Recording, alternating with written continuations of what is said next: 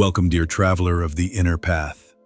Tonight I invite you to rest deeply into stillness. Let the weight of the day slip gently from your shoulders and allow each breath to carry you closer to peace.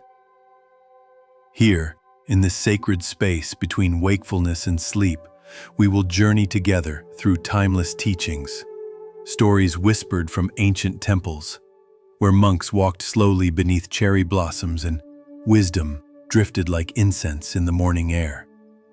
These are not just tales, they are lanterns. Each one offers light to help you see more clearly the people who pass through the garden of your life. Some arrive as sheltering trees, others as sudden winds, and still others as stepping stones shaped by the weight of your own footsteps. We will explore why people enter your life, how to love wisely, when to offer help and when to step back, how to forgive, how to protect your peace, and how to give without losing yourself. These teachings are seeds. Let them take root gently in your heart. Now make yourself comfortable, let go of expectations, and prepare to walk slowly through the quiet garden of connection, one story at a time. People don't enter your life by chance. Every encounter has its purpose and perfect timing. Connections are never random. In the quiet hush of a mountain monastery where cherry blossoms drifted like snow and temple bells echoed through the valleys, an old monk named Hotaka tended his morning tea. Though his body had known over 80 winters, his eyes remained clear, reflecting the stillness of deep lakes and the wisdom gathered through decades of meditation. That morning, a young man named Hiroshi arrived at the gate. He had walked for 17 days from a distant coastal village, following a pull he could not explain. It felt like a voice I could not hear, but somehow understood, he would later say. After welcoming him with tea, Hotaka asked nothing. He simply waited. Finally, Hiroshi spoke. "Master, all my life I've felt strange connections with people. Some I meet and feel as though I've known them forever. Others unsettle me immediately. Why is that? Are these encounters random, or is there something more?" Hotaka smiled. "People do not enter your life by accident," he said gently. "Each encounter is a thread in an unseen tapestry woven long before your birth. Some people are the trees that shelter you for years. Others are blossoms that bloom only for a season, then vanish. And some are the stones that hurt your feet but shape your walk." He led Hiroshi through the monastery garden. "Think of your life as this garden," Hotaka said. "Every person is a seed. Some grow into shade, others into sudden color. Even those who hurt you, they teach you where not to walk and what must still heal within." "But how do I know who to keep close?" Hiroshi asked. Hotaka pointed to his heart. "Notice how they affect your spirit. Do they help you grow, or do they trample what is tender in you? Your wisdom knows if you learn to listen." Before Hiroshi left, the old monk placed 3 small objects in his hand: a smooth stone, a dried blossom, and a tiny lantern. "Keep these," he said. "They will remind you, some people shape you, some bring beauty, and some simply light the next step of your path." As Hiroshi descended the mountain, he began to see everyone he passed, not as strangers, but as sacred threads in the great weaving of life. The wisdom of non-inference. When helping hurts. Knowing when to help and when to step back. Honoring another's journey is a form of wise compassion. In a quiet valley monastery surrounded by flowing streams and crimson maple leaves, lived a wise monk named Noro. Unlike many teachers who spoke in riddles, Noro's words were simple, practical, and rooted in lived experience. Seekers came from far and wide to learn from him, not just about meditation, but about the daily choices that shape the heart. One morning, during his weekly teaching, Noro noticed a troubled expression on the young monk Takashi. When asked, Takashi shared his recent action. My younger sister has been struggling with her healer's exams. I rewrote her notes in simpler words, thinking I was helping, but when she found out, she was upset. She said I made her feel incapable. Noro nodded. This is the wisdom of non-interference. Sometimes, helping without being asked creates more harm than good. He told a story. 2 childhood friends, Shun, a wealthy merchant, and Masu, a fisherman, lived in the same village. After a great storm damaged Masu's boat, Shun paid for repairs in secret, telling the boat builder to lie about an anonymous donor. But when Masu discovered the truth, he was hurt. I would rather struggle and rebuild with my own hands, Masu said, than be helped in secret. You've taken something from me. My strength, my choice, my dignity. Noro paused, letting the story breathe. The Buddha taught, no one saves us but ourselves. Compassion means walking beside someone, not carrying them where they must walk alone. He turned to Takashi. Your heart was kind, but your action was uninvited. Often the truest help is presence, not interference. Ask first, is this truly mine to solve? And, will this empower or diminish the other person's path? As the teaching ended, a light rain fell on the garden, revealing a spider's web strung between 2 branches, glistening, untouched, and whole. Be like this web, Noro said softly. Offer what you can, but do not tangle the wings of those who must learn to fly on their own. Takashi bowed deeply. In his silence, there was understanding. Recognizing harmful people. Protecting your inner peace. Recognizing toxic individuals and setting healthy boundaries, while still holding compassion. High on a misty mountain, where plum blossoms danced in the spring air, stood a secluded temple known for its teachings on discernment. There lived Master Hogi, an elderly monk whose gaze was kind but piercing, able to see beneath words to the heart of a person's struggle. One morning, a young woman named Shara arrived at the temple, her eyes weary with confusion. She had come from a distant coastal village, burdened by a recurring pattern. I often find myself in relationships that leave me drained, she told Master Hogi. Yet I don't see the harm until it's too late. How do I recognize such people? Hogi nodded gently. To protect your peace is not selfish, it is wise. Let me show you the signs that reveal when someone may bring harm rather than harmony. As they walked slowly through the temple gardens, Hogi shared 7 signs. 1. Subtle manipulation. Like a vine choking a tree, manipulation often begins unnoticed, he said. Watch for those who twist truth and make you question your own memory. 2. Lack of empathy. They appear caring when it serves them, but vanish when you're in need. 3. Habitual conflict. Some thrive in chaos, spreading tension where none existed. 4. Obsession with control. They disguise domination as care, but resist your freedom. 5. Chronic dishonesty. Even when unnecessary, they lie. Your intuition will often know first. Listen to it. 6. Repeated boundary violations. They ignore your no, dismiss your needs, and treat your limits as inconvenience. 7. How you feel in their presence. If your body tenses, if your joy fades, that is wisdom speaking through sensation. Shara listened, each sign illuminating someone from her past. Yet she also asked, what if I can't avoid them? What if they're family or colleagues? Then you practice compassionate distance, Hogi replied. You set clear boundaries, speak without blame, and limit exposure to what you can hold without harm. You do not carry their fire into your heart.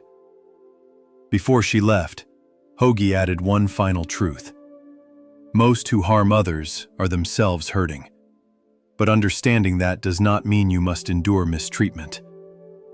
Protecting your peace is an act of love, for yourself and for them.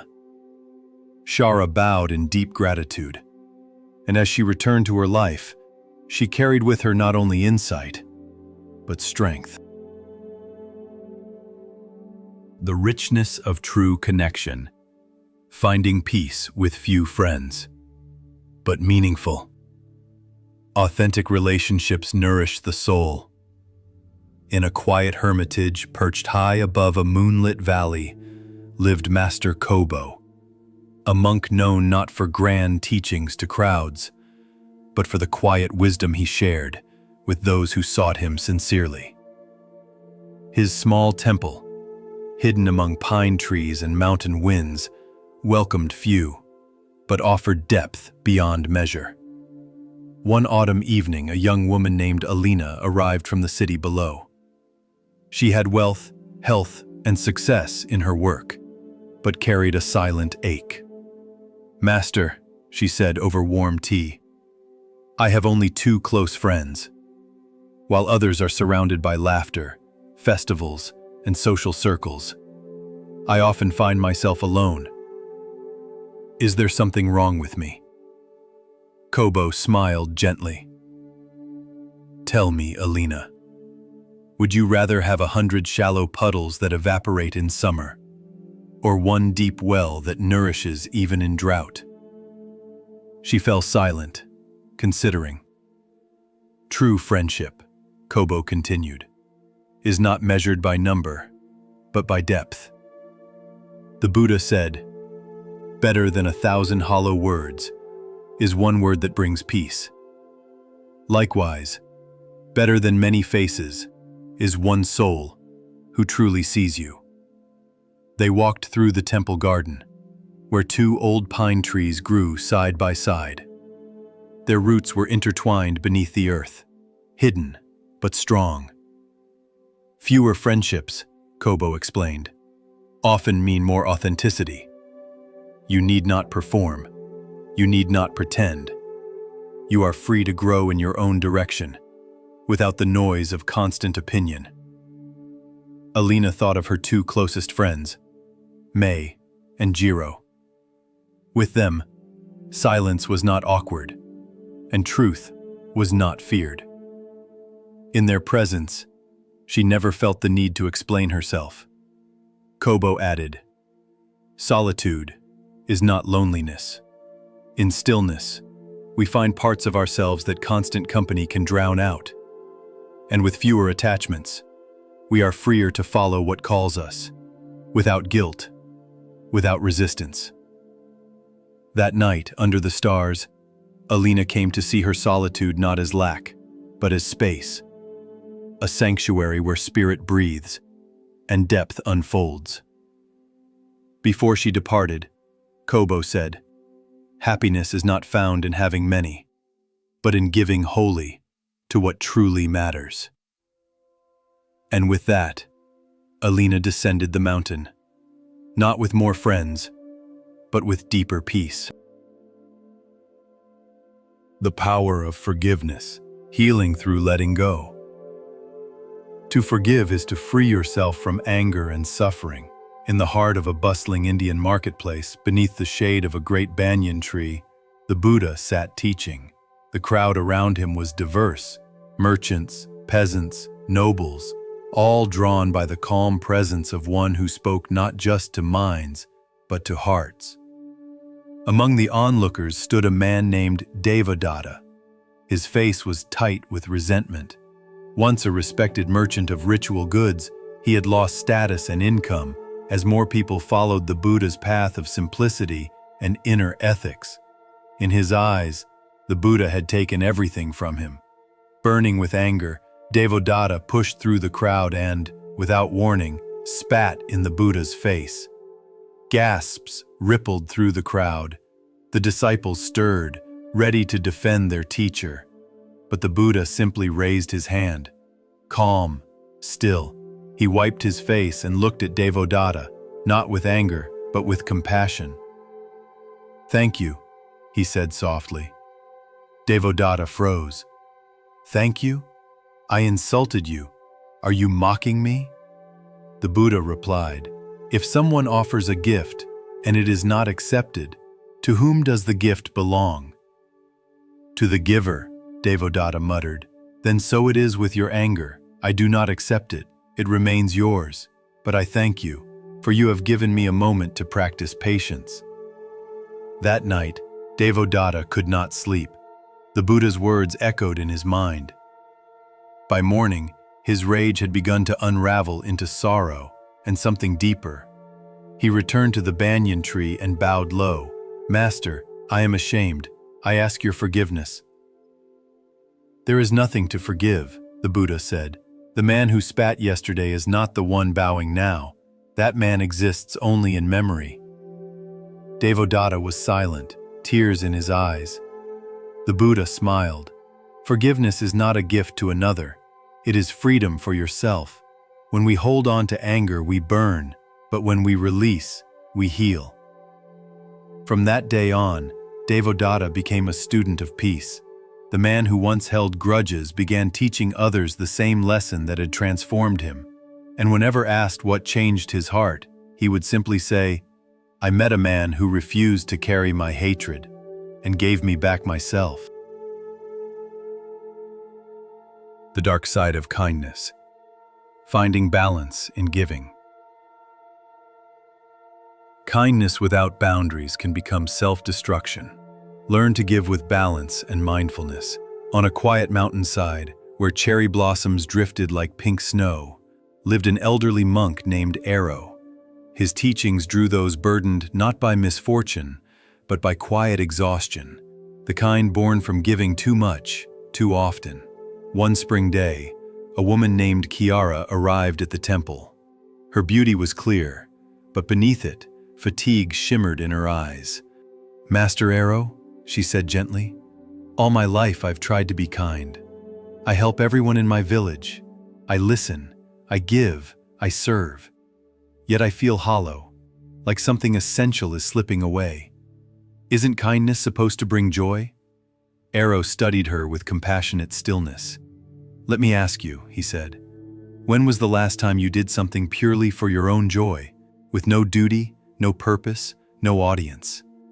Kiara hesitated. I don't remember." Arrow nodded. "Then perhaps your kindness is no longer rooted in compassion, but in fear of not being valued, of being alone." He led her through the garden, where an old cherry tree stood in bloom. "There was once a village," he said, "that relied on a sacred tree. Everyone took its fruit. Some gave back, but a few, trying to save the balance, gave more than they could. Their own homes fell to ruin, and still the tree withered, not from neglect, but from imbalanced care." Arrow turned to her. "When we give beyond our capacity, it is not virtue, it is erosion. True kindness includes yourself." He explained how unchecked giving can become toxic. It breeds resentment, encourages dependency, and hides a fear of rejection. "The Buddha taught the middle way," he said. "Compassion must be guided by wisdom, or it burns us both." That afternoon, Kiara sat in meditation, learning to fill her own cup first, to give from fullness, not depletion. Before she left, Arrow placed a blossom in her hand. Balanced kindness is like this flower, offered freely, but not plucked at the root. It gives beauty without self-destruction. As she descended the mountain, Kiara no longer felt hollow. Her kindness remained, but now it had roots. The art of forgiveness. Finding freedom through letting go. Forgiveness is a long journey that opens the door to inner freedom and compassionate wisdom. Beside a still mountain lake, where fireflies shimmered over the water and pine trees whispered in the dusk, lived Master Kumen. Those who came to his temple did not always carry questions, but burdens too quiet for words: grief, regret, resentment. One summer evening, a middle-aged man named Tio arrived. He had no clear complaint, yet looked as though he hadn't felt joy in years.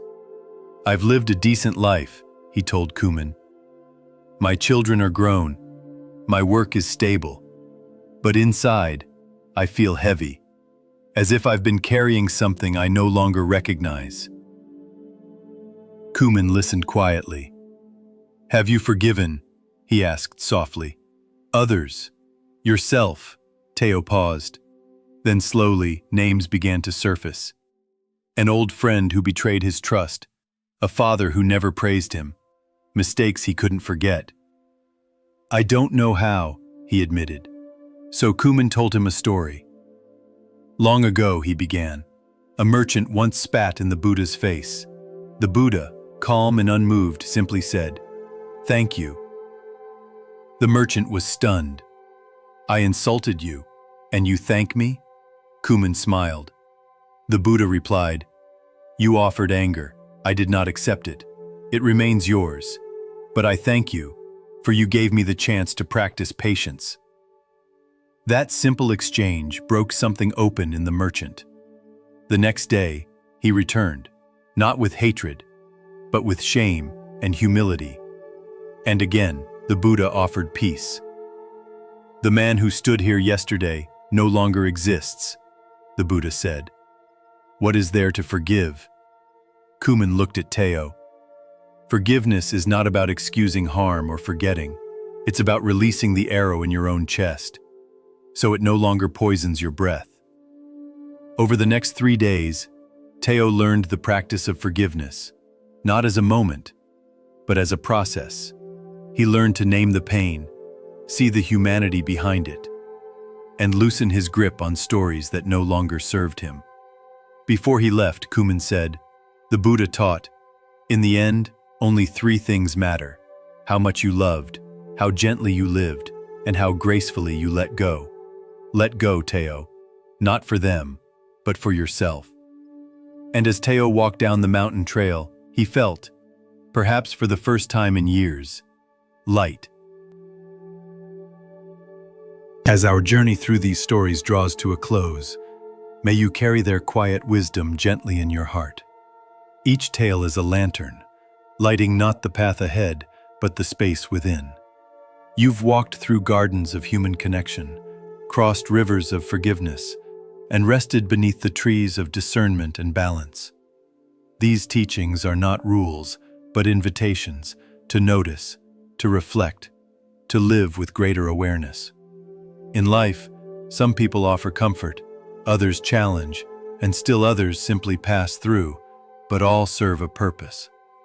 When we learn to give without losing ourselves, love without clinging, and forgive without forgetting who we are, we begin to walk the middle way, the path of peace, rooted in presence. The Buddha taught, "Let go of anger, let go of pride. When you are bound by nothing, you go beyond sorrow." May these stories not end here, but continue to unfold in the moments of your daily life. Let them soften your heart. Let them sharpen your clarity. And may they guide you gently home to yourself.